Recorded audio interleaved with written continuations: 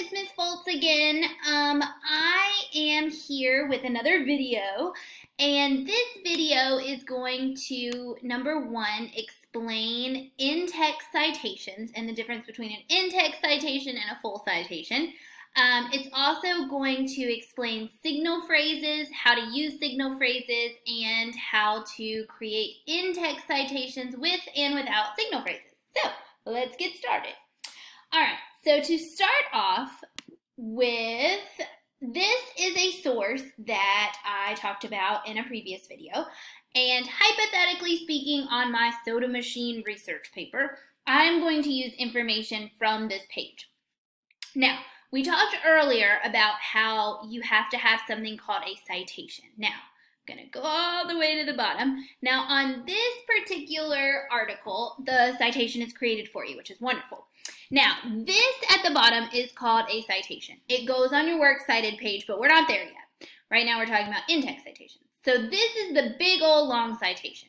Now, this is, again, going to go on your works cited. Your works cited is going to go at the very end of your paper. Now, if you are to take something word for word from this source, or if you take information and you paraphrase it, you've got to have something called an in-text citation. Now, an in-text citation is a very shortened version of this big old long thing. Now, an in-text citation can either be the author's last name, if you have an author. Now, sometimes you're going to run across an article that has no author, which is perfectly fine. And if that's the case, what you would do for your in-text citation is simply use the title of the article. So if you see where I've highlighted right here, the title is in quotation marks. You have to leave the quotation marks around that. And you'll notice all the way at the top that indeed is the title of the article. So in-text citation is either the author's last name, but if there is no author, if you don't know that, let's see, Christina Samuels created this, pretend that it doesn't exist, you're going to then use the title of the article. Now, you're going to put this, the in-text citation, whether it be the author's last name or the title of the article, whichever you have, you're going to put it in parentheses. So, hypothetically speaking, you would, for this one, because we do have an author, you would put Samuels in parentheses at the very ends of your cited or your paraphrased information. Now, if you do not have an author, so pretend Christina A. Samuels is not there, just block it out, pretend, and instead the citation starts with stricter school soda limits offered, blah, blah, blah, blah, you are going to then put that in parentheses and in quotation marks. So you do parentheses, quotation marks, the title, just how it's recorded, even with the lowercase words, end quotation mark, and parentheses. You also can forget the period, just so you know. And then your period would be outside your parentheses, but I have something that shows you for that.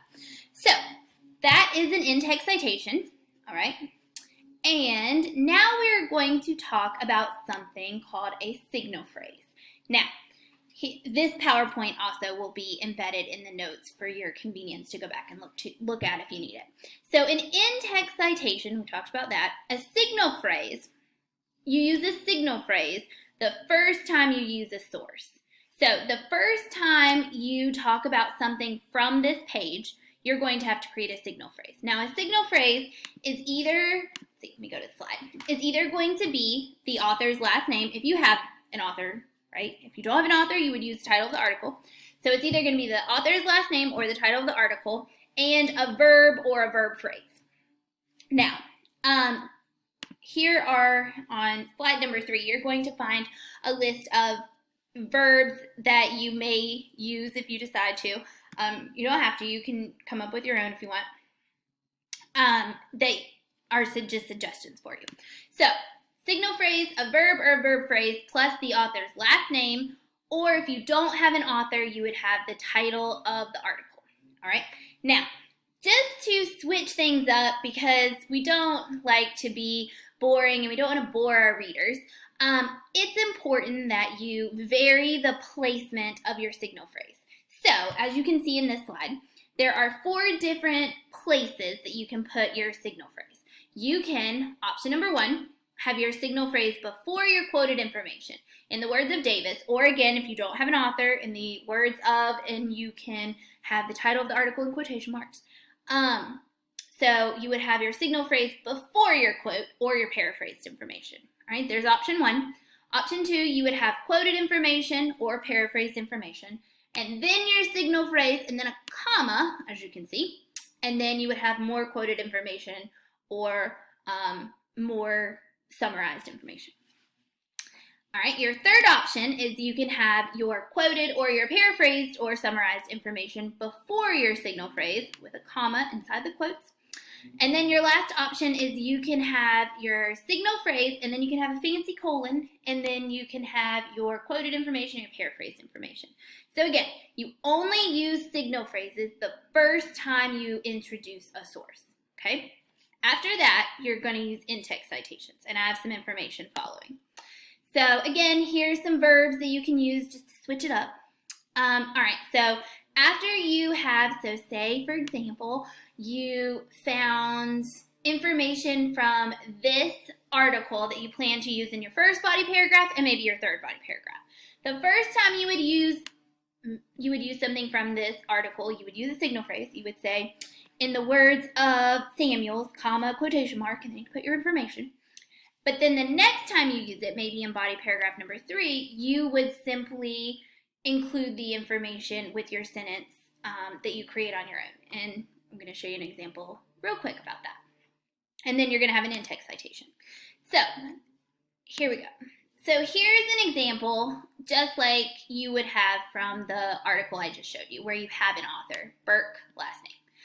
So for example, you would say, human beings have been described by Kenneth Burke as, and then you would have your quoted information. Or if you look here, I did not mention Kenneth Burke. I instead put Burke at the end of the sentence, aka my in-text citation, and I put my own words before the quoted information. That's really important. That definitely sets you off as a writer and makes you look a little bit more credible, because you are relying more on your own words than the quoted information or the paraphrased information, which is what we're moving toward. So there is an example if you have an author. Now, if you don't have an author, you would simply have the title of the article in quotation marks and in parentheses. And if you notice, your period or your punctuation is outside of your parentheses. So there is an example if you don't have an author. Again, you have an author, you don't have an author. Now, in this PowerPoint, I also put some information on paraphrasing. It's really important that you try to paraphrase some information because, again, it makes you look like you really know what you're talking about, because you've had the time to read an article, digest it, and put it into your own words and meld it with your own thoughts. Now, again, if you're paraphrasing, you still have to use an in-text citation, and you still have to create a full citation to go on your works cited. So again, paraphrasing doesn't mean that you can skip all these steps before. It's just a little bit more higher level, if you will. So that is a super quick overview of in-text citations, how to use them, and signal phrases. If you guys have any questions, please let me know. I am just a Zoom call away. Have a wonderful day. Bye.